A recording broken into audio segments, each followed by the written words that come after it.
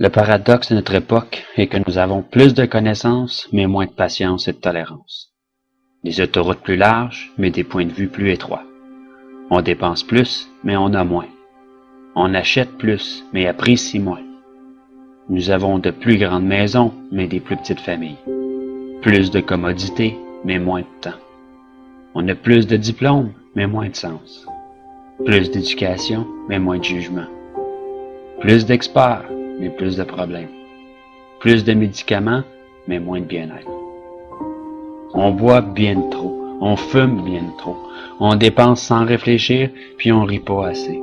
On conduit trop vite, on se fâche trop, on se couche trop tard, puis on se lève trop fatigué. On lit pas assez, on regarde trop de TV, puis on ne médite pas assez. Nous avons multiplié nos possessions, mais perdu nos valeurs. On parle trop, aime trop rarement, puis haït trop souvent. On a appris à gagner sa vie, mais pas à la vivre.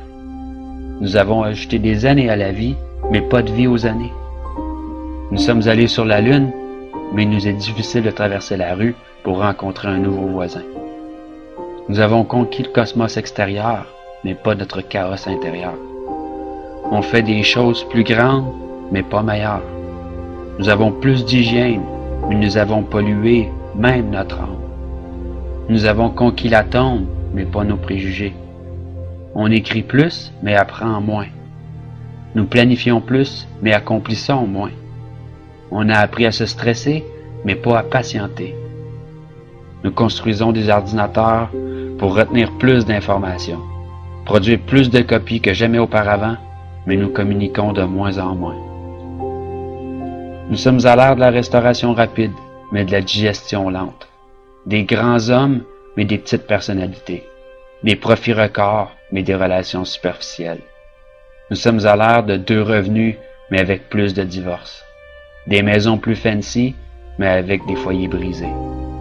Nous sommes à l'ère des courts voyages, des couches jetables, des basses mœurs, des nuits sans lendemain, de l'obésité et des pilules qui font n'importe quoi, de donner du pep à endormir, à tuer.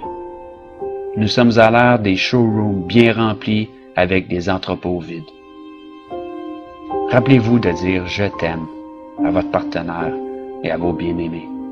Mais surtout, pensez-le. Une bise et une accolade soulageront un mal lorsque sincère. Souvenez-vous de vous tenir la main et de chérir ce moment présent lorsqu'un jour cette personne nous quittera. Prenez le temps d'aimer, de parler et de partager vos pensées précieuses. Et n'oubliez jamais que la vie ne se mesure pas au nombre de souffles que vous prenez, mais par les moments qui nous coupent le souffle.